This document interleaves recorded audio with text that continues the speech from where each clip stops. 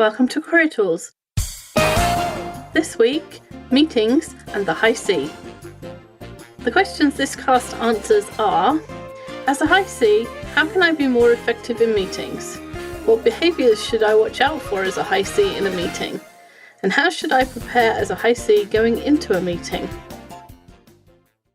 If your knowledge of DISC, high D's, I's, S's, and C's, the perfectionists, the Attila the Huns, the marketers, the team players, if that has helped you become more effective at work, you'll want to seriously consider coming to our Effective Communications Conference.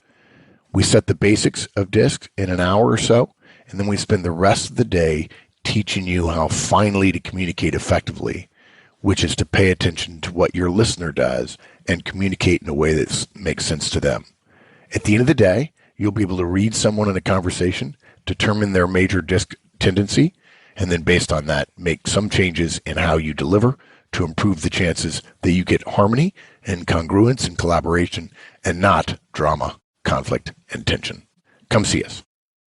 So high Cs are probably the DISC profile that are least comfortable in a meeting. And if you don't know what DISC is, just search for it on our website and there'll be a ton of information about what it is and how to take it and what it means and all that kind of stuff. But if you know you're a high C already, you probably know you don't particularly enjoy meetings. There's a lot of people, there's a limited time available, and you have to make quick decisions. People want you to make decisions right now based on what you've just heard, and that's not comfortable for a high C. So in this guidance, we're going to try and make them a little bit more successful for you. So what have we got, Kate? The first part of our cast today is smile and greet everyone. And then we're going to talk about how you should be setting time aside to prepare for meetings, the fact that you should speak up during the meeting, and also that the high C can track deliverables within the meeting. Yeah, could be something useful to do. Yeah. So smile and greet everyone. That sounds like a nightmare. That's such a high C thing to say. I don't know if it's a nightmare. For me, it'd be fine. But yes, there's people in the meeting too. And for high C's, work is a series of tasks. But there's people there too. And people are just as important and critical as checking off that list of tasks. In fact, I talk to people all the time at our public conferences about their work and what's going on. And the things I hear the most about are other people. It would be great for some people if their job didn't have any other humans involved. But there's very few jobs where there's zero human interaction. And so we have to be cognizant of the fact that we're surrounded by people all the time. And those people have different styles than us, right? So we can't just fall back on our own preferences because not everyone's like us, right? Only probably 25% of the world is like us. And so in your meeting, it's unlikely that the whole room is going to be just like you. And so the high C has to go to meetings and there are people there. And people have other styles who feel differently about the things that you do. So you might not feel the need to introduce yourself to new people. You figure they'll come and introduce themselves, or you'll find out what their name is when you need to. You might not feel like, in order for the meeting to be successful, that you need to shake hands with everyone that you saw earlier today. But actually, for the high I's, they really want you to do that. The high S's too. They want you to come and talk to them, and they want to be felt welcomed into the room if you're in there first. So when you are meeting people for a meeting, when you're going into the room, look people in the eye, smile at them, and shake their hand, and call them by their name. You can consider this part of the task of meeting, if you like. If I'm going to a meeting, one of the things I need to do is look people in the eye, smile at them, shake their hand, and call them by their name. And it might be uncomfortable, but for the other styles, for example, you're calling them by name, is a demonstration of how much you value them. And their value to you, their value to other people is really important to them. And so you're doing something that makes them feel like they're important to you. And guess what? They'll do more of what you wanted if you do that. That's a high D talking, because a high D just wants other people to do what they want, but it works both ways. Well, the high C wants those people to get their tasks done, right? Yeah. And they're more likely to do those tasks. The other styles are more likely to do those tasks if they know that you value them. And this is just a way for them to measure, right? It's a way to say, oh, right, when I come into the room, that person's always polite to me. And they gauge that by whether or not you smile, by whether or not you shake their hand, by whether or not you know their name. For the high C, when you're meeting someone, when you're introducing yourself, when you're saying hi, you can smile pretty big, right? Pretty broad. It's going to feel big. It's going to feel effusive to the high C just to have like a big smile on their face. But one of the things about being a high C is there's that flat affect. And so oftentimes people aren't sure if you like them, high Cs, because you always kind of have that same facial expression. And that's really great for being diplomatic in the meeting and listening to other people's ideas. But when you're meeting someone, when you're talking to them, when you're introducing yourself, it's okay to smile at them, right? Yeah, and to smile much bigger than you think, because you're just hitting normal. When we do it at the conference and people start practicing, and you can see a high C trying to be a high I, which is one of the practices we do in the conference. The high Cs are sort of barely even smiling, and when you ask them afterwards, they go, I felt like a clown for the whole thing. And it's just what you're used to and the level at which you're used to doing it. So you can be way bigger than you think you can with an I and a D.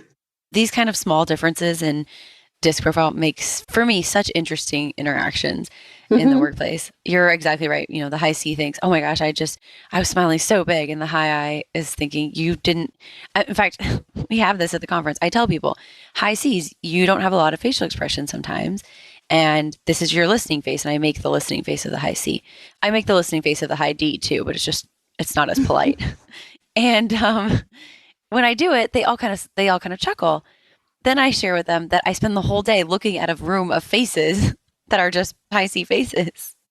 And sometimes at the end of the day, someone will come up and say, Kate, I smiled at you all day. No, you smiled at me 3 times in 8 hours. Anyways, we get so excited about this stuff, but we do recommend that since you're going to have this task for meeting people, greeting them, saying hello, introducing yourself, smiling, that we would recommend that you maybe arrive early so that you have time to do it. So that you're there in the room to greet people. It's harder to show up when the room is already full and greet everybody. So if you're a little bit early, then the people who come into the room might come up to you, right? They come up to you as they walk in, and that way you can meet everyone and greet them one at a time, as opposed to having to go all the way around the table that's already full. Yeah. But you don't want to greet each person and then go back to your laptop. That's cheating. You need to continue the conversation until the meeting is ready to start. So consider your laptop useless for the meeting, because you can't build a relationship with a laptop, and you're trying to build a relationship with the people in the meeting with you. And so you want to put your laptop away, and therefore you will only have the people to concentrate on, and you can do that. And our first ever podcast that Mike and Mark did is Solution to a Stalled Technical Career. If you go to the All Podcast page and page right to the bottom, you'll find it. And that's about high Cs and relationships and why people are important. And it has some more actionable things you can do to build relationships that are kind of outside of what we're going to talk about today. The other cast that might be useful to you is one called Micro Conversation. That has a concept called the medicine ball, and it's about conversation and who has the action in a conversation and how to keep it going. So that might be useful to you too if you can't think of what to say, or you struggle to think of what to say or carry on a conversation for a long time, which is perfectly normal. Lots of us get to adulthood without being able to do that. And sometimes it's just our profile that we just don't think it's worth it, and so we never practice. And then when we try and do it, it's hard to do. So those 2 casts will be helpful to you. Those are really good casts, actually. They're like Hall of Fame stuff, really good. The next part of our guidance is that we would recommend you set aside time to prepare for the meeting. Usually the high Cs want to examine the data from all sides, right? They really want to dig down in the weeds and have kind of an in-depth consideration of the information that they're being presented. They want to really have a full understanding. And that kind of consideration of the data is a useful skill. And so high Cs can add value to teams by doing that. Except we need to be cognizant of when we're doing that analysis. It's really not valuable to do this work within the meeting, while you're in the meeting itself. There's some math there too that's kind of interesting, right? If there are 4 people in the meeting and they each make $52,000 a year, if we assume a 40-hour work week, each person costs $25 an hour. So for each hour that you're in the meeting of 4 people, the total cost is $100 an hour. If you're doing work in the meeting that could have been done before, you're wasting $100 an hour. That's a lot of money if you think about it, for all of, everyone complains they do nothing but go to meetings. That could be a lot of money in a week. And not only the money, but the time, because you can't get that time back. Time is one of those resources. It's really annoying. You never get it back. And so wasting your time, wasting other people's time by doing the analysis work in the meeting is not good for you, it's not good for them, and it's not good for the company. What we would encourage you to do is to set aside time prior to the meeting to review the information you have and consider your position. If there's anything in the data or in the slides or in the presentation that's not clear, maybe it's part of the objective or maybe the agenda isn't clear, we would say that you should ask about it ahead of time. Find out from the person who's in charge of the meeting or the presenter, find out the answers to some of your questions, or at least ask so that they have the time to prepare answers to those questions and do that ahead of time. Yeah, it's the opposite of pre-wiring. So if it were your meeting and you had data, then you would perhaps go to the people that are going to go in the meeting and show them your slides, show them the data and give them the opportunity to ask the questions that they might have asked in the meeting and embarrassing you. That happens to me all the time because I am not good with data and I sometimes think things add up when they don't. And if you've pre-wired, if you've gone out to the people that are going to be in that meeting and you've answered all their questions, then the meeting goes swimmingly and it looks like you get a slam dunk every time, which is good for you and it looks good for everybody else too. That's another great cost. But this is the opposite. This is if you're going to a meeting, it's someone else's data and you don't understand it, or there's something lacking, there's some detail lacking, then you go to them and say, hey, I need to understand this more, otherwise I'm going to need to ask questions in the meeting, and that's going to be a waste of everybody's time. Everybody should be prepared for meetings. I think one of the reasons meetings are so frustrating is that people are not prepared. Everyone should be prepared, but it's especially valuable for the high C because the high C can really have an understanding of the data that's helpful and useful. And in that way, preparedness will help the high C to really focus on our next recommendation, which is that during the meeting, you speak up. So the most important thing here is silence is not assent. So if you are silent, that does not mean that you agree with what's being said. You have to say it out loud. If the meeting is going well and the correct, in your eyes, decisions are being made and nothing is out of order, that doesn't mean that you can't be silent. Just because you say, I have nothing to add, I didn't want to say anything because everything was fine, that's not a valid defense. Remember that you're costing $25 an hour to be in that meeting, and so you have to do something. You can't sit there silent through the whole meeting, otherwise it was pointless having you there. So you do have to make a contribution. And even if you agree with everything, you still have to make a contribution. Yeah, you get invited to meetings for a reason, and it does cost money to have you there. So it's costing the company money for you to sit there. If you're not willing to contribute, then that money is wasted, essentially. Mm-hmm. We don't want to have people come to meetings and just sit there like a bump on a log. Even if we agree, even if the high C agrees, you don't have to be silent. You can say things like, that makes sense to me, I agree, or I think that's a good recommendation, something like that. People value the high C's opinion often because they know that the high C is accurate and thorough and conscientious. And so the high C's input, which may be something as simple as I agree or yes, that makes sense, that high C input can really add weight and just extra emphasis to a decision that's made, right? If you don't say anything, nobody in the meeting knows what you're thinking. They can't read your mind. And so if you are not saying anything during the meeting, they may not understand that you agree, that you think things are going fine. They can't guess that from your silence, right? Yeah. I mean, if there's 5 people in a meeting and somebody makes a recommendation and one person says, yes, I agree, and the other 3 are silent, that's a really different meeting to one person makes a recommendation and 4 people agree. The likelihood of that recommendation being a good one and being able to be implemented is far higher if there's more weight behind it, if there's more agreement behind it. And so your agreement is important. So you have to do that out loud. Mm-hmm. And it can be hard too, because sometimes, not always a high C, but there are people who believe that silence is a polite way to kind of say no, which isn't professional behavior. You're hired, you're employed, you're part of the team. And so your opinion and considerations are valuable to the team. It's not okay to be silent because it could be interpreted in many ways and it doesn't help us to move forward. And if you are one of those people who feels frustrated that meetings don't really get things done, then part of that can be alleviated by speaking up and voicing your opinion. Yeah. Okay, so that's part of what's going on in a meeting, you listening and agreeing or disagreeing. But then there's also the speaking part. So when it's your time to speak, start with the bottom line up front.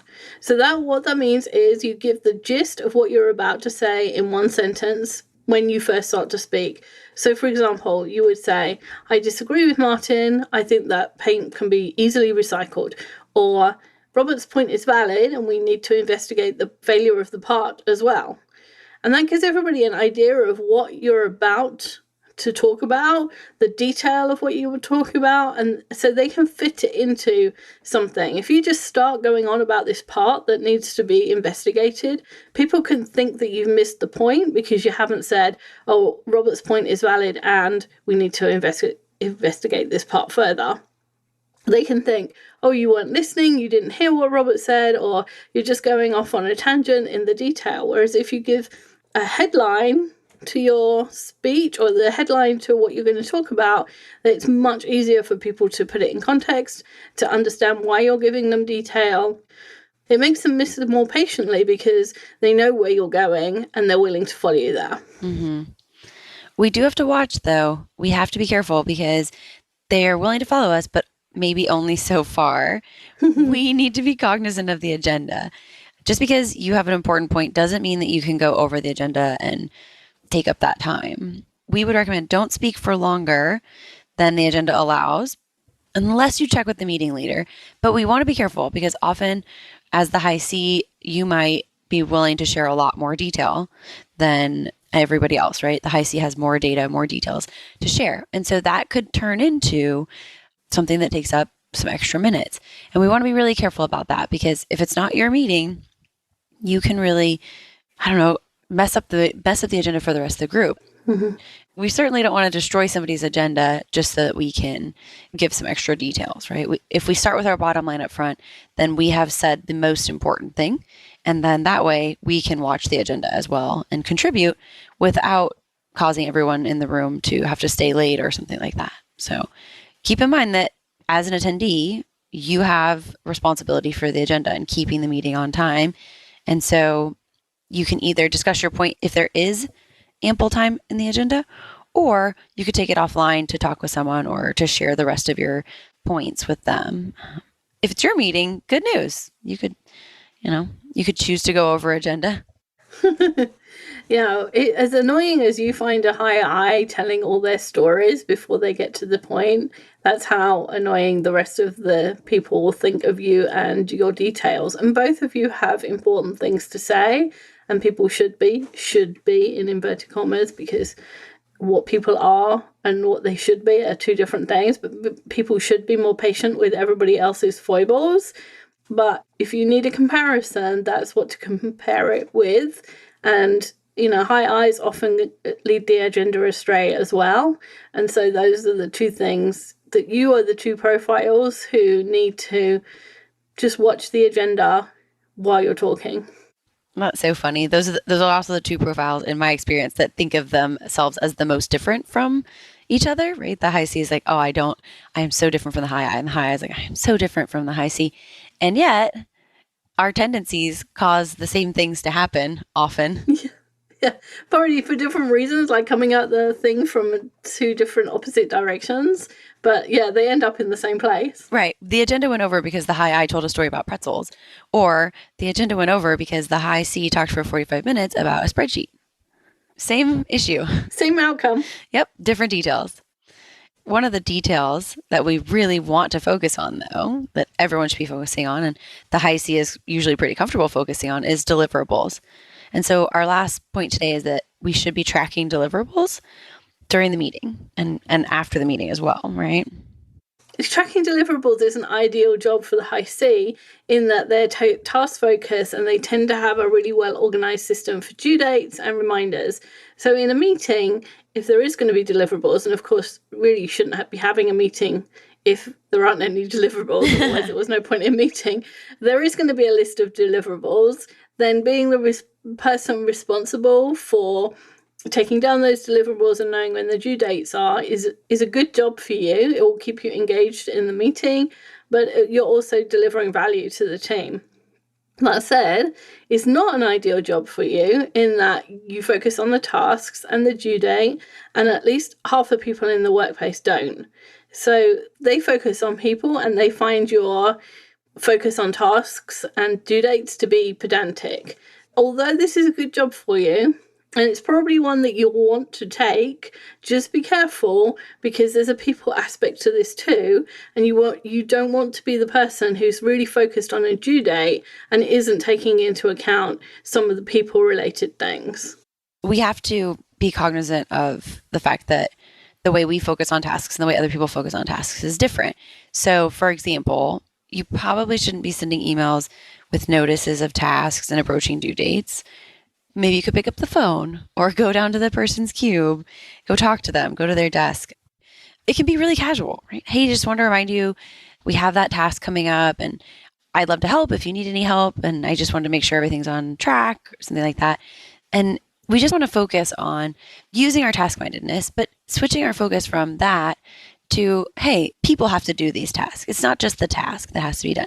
We're not all just going around every day just doing our tasks. We're people too. And so we can just stop by and be polite. And it doesn't take that much longer. I can just imagine the high C having a list of people they have to remind to do their tasks. And so they check off those tasks without ever having talked to anyone, right? Just sending little reminders to people from their cube. It's amazing how other people don't read reminder emails. Yeah. The high Ds don't, the high Is don't, the high S's will because they're doing it for you. But yeah, the high Is couldn't care less. Yeah, it's not useful for all of the styles. And we have to work with people. So it's not really very polite and it's not very effective, but it's not the nicest way to remind people about their tasks, right? Maybe we want to offer to help and talk to that person for a few minutes instead. And helping a person might not be part of your job, but it makes the nudge less of a thorn. And it doesn't necessarily mean doing that task for that person. Perhaps they need you to remind someone else, or the task due date needs to be extended. Or sometimes they just need the reminder just to remember that they had that task and they need to get it done. Or sometimes they need to get more information and they realize that the person they asked for more information that hasn't got back to them and they need to do that again. So help isn't, oh, I'll do this task for you. Help is like, what can I do to facilitate you doing this task?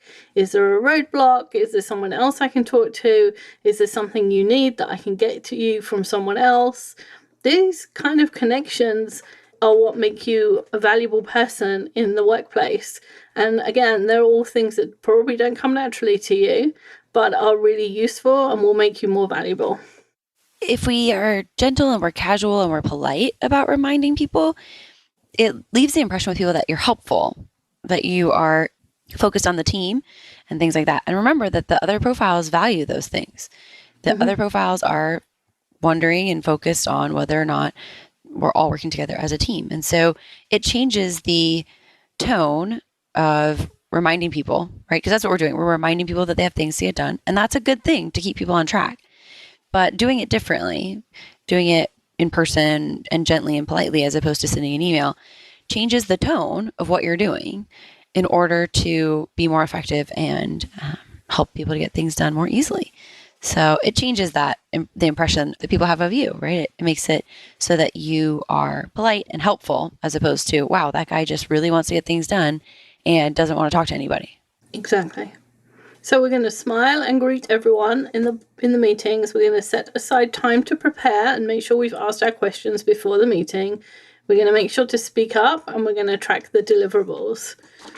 And meetings are not particularly a natural place for a high C, but there are some simple changes, the ones we've described in this cast, that can make you more effective and helpful in meetings.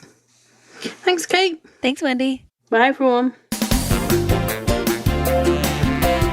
I hope High C's got some ideas from this and some ways that they can work better. We'll see you next week. If you enjoyed this podcast and you want the how-tos of management wherever you are, check out the free Manager Tools mobile app. It's available on both iOS and Android devices. Go to the Apple Store or the Google Play Store and download the Manager Tools app. Just search for Manager Tools in the respective store, or go to the Manager Tools website, www.manager-tools.com, and you'll find the links on the bottom of the homepage. Once you've installed the Manager Tools app, you'll have access to all the Manager Tools and Career Tools shows anytime, anywhere you want. With easy searching of podcasts by category, using the map of the universe, or using built-in search functions, it couldn't be easier. Additionally, if you're a Manager Tools personal licensee, you'll have easy access to all the show notes right from the app whenever you want. Go to the App Store and download the Manager Tools mobile app. You'll be happy you did.